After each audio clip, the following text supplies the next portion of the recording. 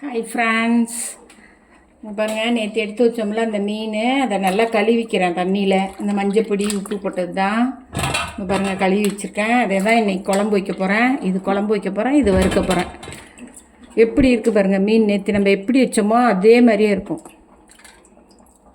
Okay, இப்போ மீன் குழம்பு வைப்போம். பாருங்கள், வெங்காயம் நறுக்கி வச்சுருக்கேன்.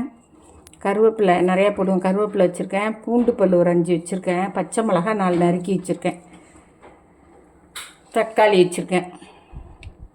மாங்காய் குழம்புல போடுவேன். மாங்காய் வச்சுருக்கேன். இது கொஞ்சம் தேங்காய் பால் ஊற்றுவேன். தேங்காய் பால் வச்சுருக்கேன்.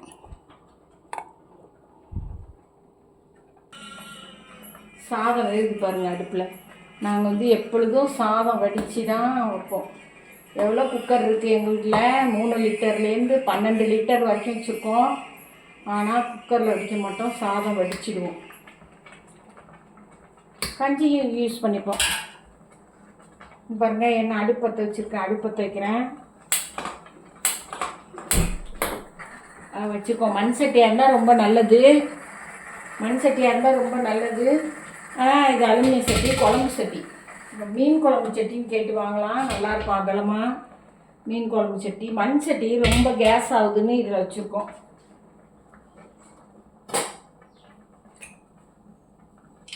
கடலெண்ணெய் ஊற்றிக்கிறேன் ஃபஸ்ட்டு. கொஞ்சம் கனமாக தான் ஊற்றணும். கடலெண்ணெய் ஊற்றிக்கிறேன். இது சரி இல்லை, உடஞ்சிச்சு. இது வேறு வாங்க சொல்லணும். வருதா? எண்ணெய் காஞ்சிடுச்சு. வெந்தயம் போடலாம். வெடிக்குது பார்த்தீங்களா? அதோடய 2 கடுகு போட்டுக்கலாம். கருவடை இருந்தால் போட்டுக்கலாம். கருவடை அந்த வேற இல்லை என்கிட்ட. அது போட்டுக்கிறோம். நல்லா வெடிக்கட்டும். வெடித்தோடனே பூண்டு பல் போடுறோம். பூண்டு பல், பச்சை மிளகாய் போடுறோம். எல்லாம் நல்லா வாசம் கொடுக்கும் குழம்பு. அதனால் நம்ம வந்து அதை போட்டுக்கலாம். அதை போட்டு கருவேப்பிலை போடுறோம். போட்டுட்டு வெங்காயம் பாருங்கள், சின்ன வெங்காயம் தான் போடணும். சின்ன வெங்காயம் நறுக்கி வச்சுருக்கேன். சின்ன வெங்காயம் நிறைய போடலாம். நறுக்கி வச்சுருக்கேன். நல்லா வதக்கிக்கலாம். வதக்கினா இது முழுசாக வதக்கக்கூடாது. மீன் குழம்புக்கு வந்து கொஞ்சம் வெங்காய பதத்தை விட மேலே லைட்டாக, இது உப்மாவுக்கு வதக்கிறத விட கண்ணாடி பதத்தை விட கொஞ்சம் மேலே. முருகை வரக்கூடாது. சாம்பாருக்கு, கறி குழம்புக்கெல்லாம் நல்ல முருகை வரத்த வாசமாக இருக்கும். இது கொஞ்சம் வதக்கலாம் இருக்கும். வெங்காயம் லைட்டாக செவந்தவுடனே நம்ம மாற்றிக்கணும். இந்த பதம் பார்த்தீங்களா? இந்த பதத்துக்கு இதான் மீன் குழம்புக்கு வாசம் இருக்கும். இந்த பதத்துக்கு வச்சுக்கிட்டே உங்களுக்கு தக்காளியை அரைச்சிக்கிட்டேன். ஏன்னா இப்போ உள்ள தக்காளி ஒன்றும் கரைய மாட்டேங்குது. அதனால் லைட்டாக கொஞ்சம் கரப்பாக அரைச்சிக்கிட்டேன். அரைச்சிட்டு ஊற்றிக்கிறேன். இதே நல்லா வதக்கணும். நல்லா எண்ணெய் பிரிய வதக்கணும். எண்ணெய் பிரிஞ்சு இருந்துச்சு உங்களுக்கு. நான் அதை எடுத்து காமிக்கணும். எனக்கு அந்த மாதிரி வச்சு எடுக்க தெரில. அது இன்னும் கொஞ்சம் நல்லா அதையும் கற்றுக்குறேன். எண்ணெய் பிரிஞ்சு வருது. வந்த உடனே காஷ்மீர் சில்லி நாங்கள் வச்சுருக்கோம். எப்பொழுதும் காஷ்மீர் சில்லி 1 ஸ்பூன் போட்டுக்கிறோம். நீங்கள் சாதா பவுட்ரு கூட போட்டுக்கலாம். சாதா மிளகாத்தூள் கூட போட்டுக்கலாம். மிளகாத்தூளை போட்டு இந்த எண்ணெயில் ஒரு வதக்கணும்னு வச்சுங்களேன். அப்படியே மினுமின்னு எண்ணெய் மிதக்கிட்டு பாருங்க. அது அப்படியே சகப்பு கலராக மிதக்கும். நல்லாயிருக்கும் அது. ஆல்ரெடி எங்கள் குழம்புத்தூள் தான் நாங்கள் போடுவோம். எங்கள் குழம்புத்தூள் நல்லாயிருக்கும், வாசமாக இருக்கும். குழம்புத்தூள் சேல்ஸுக்காக சொல்கிறேன்னு நினச்சிக்காதீங்க.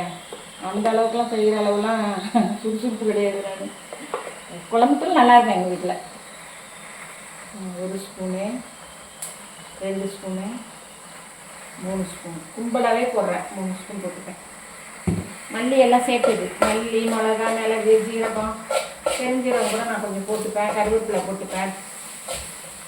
எல்லாம் போட்டு தான் அரைச்சி வச்சுட்டோம். இங்கே தான் சொல்கிறோம். நான் வந்து புளி தண்ணி முன்னாடி ஊற்ற மாட்டேன்.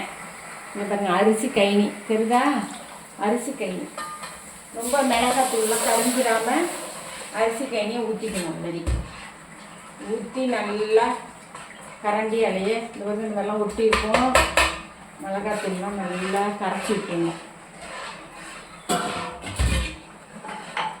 நல்லா கரைச்சி விட்டு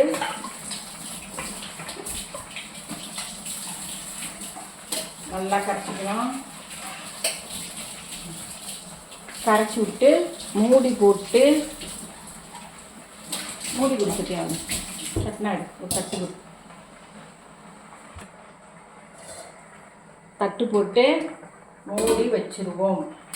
அது பாட்டு கொதிக்கட்டும். ஹாய் ஃப்ரெண்ட்ஸ், இப்போ திறந்து பார்க்கலாம்.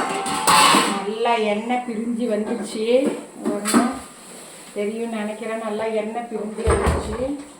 இப்போ என்ன செய்யணும், இந்த கரைச்சி வச்சுருக்கோம் பாருங்கள் புளி தண்ணி, இதை ஊற்றுறோம்.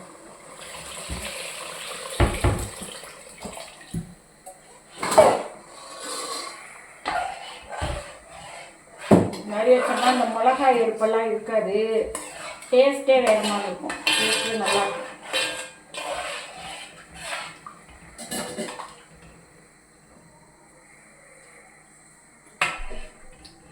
கொஞ்சம் டேஸ்ட்டு பார்த்துக்கிட்டு நம்ம புளி தண்ணி ஊற்றிக்கலாம். ரொம்பவும் புளிப்பாக இருக்கக்கூடாது. ஆனால் மீன் குழம்பு கொஞ்சம் புளிப்பாக இருந்தால் நல்லாயிருக்கும்.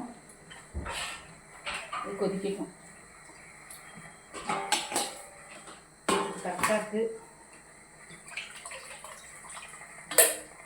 இது கொதிக்கணும்.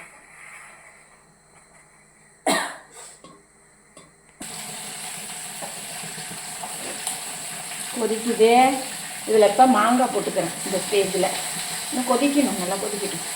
மாங்காய் போட்டுக்கிறேன். மாங்காய் கொஞ்சம் அரை வேக்காடு மாங்காய் வெந்த உடனே, நல்லா வெந்த உடனே நம்ம எடுத்து ஒரு பிளேட்டில் வச்சுக்கணும், இல்லைன்னா கரைஞ்சி போயிடும். இந்த ஸ்டேஜில் மாங்காய் வெந்துடுச்சு. மாங்காயை எடுத்து ஒரு பாத்திரத்தில் இப்படி வச்சுப்போம். மீனை பாருங்கள், தண்ணி வடிகட்டி வச்சுருக்கேன். பாருங்க, ட்ரெயினரில் தண்ணி வடிகட்டி வச்சுருக்கேன். அவ்வளோ தண்ணி இருக்கக்கூடாது. தண்ணி இருந்தாலே மீன் குழம்பு நல்லா இருக்காது, சப்புன்னு இருக்கும். எங்கள் மீனை ஒன்று ஒன்றா எடுத்து இந்த ஸ்டேஜ் பாருங்கள் எப்படி இருக்குன்னு. எண்ணெய் பிரிஞ்சு வருது, கலராக இருக்குது பாருங்கள். நல்லா புளி தண்ணியெலாம் நல்லா கொதிச்சுட்டு, ஐயோ சாரி, மீன் போடும்போது தேங்காய் பால் ஊற்ற மறந்துட்டேன். அதுதான் தேங்காய் பால்.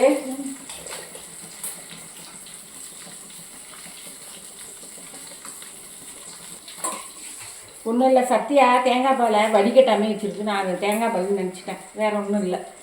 பாருங்க, தேங்காய் பால் வடிகட்டிட்டேன். இப்போ ஊற்றுறேன். எல்லாம் சொதப்பெல்லாம் நடக்கும், அதெல்லாம் மறைக்க வேண்டியதில்லை.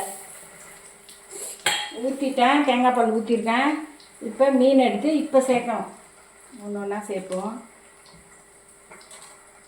ஒன்று ஒன்றா மீனை சேர்த்துடணும். நல்லா தண்ணியே இருக்கக்கூடாது சுத்தமாக. தண்ணி இருந்தால் மீன் குழம்பு எவ்வளோ நீங்கள் டேஸ்ட்டாக வச்சாலும் சாத்தில் போட்டு சாப்பிடும்போது சலன்னு இருக்கும்.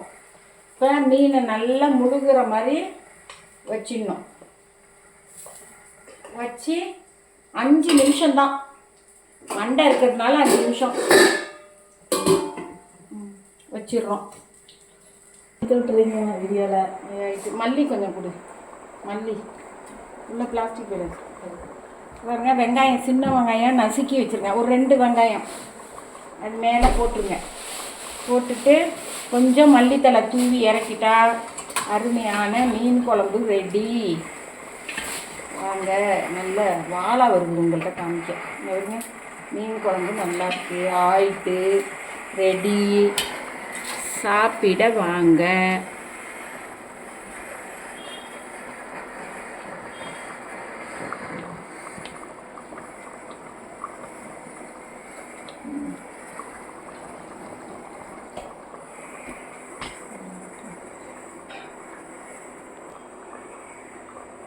மல்லித்தலை தூவி இறக்கிடுறோம். மீன் குழம்பு பார்த்துக்கங்க,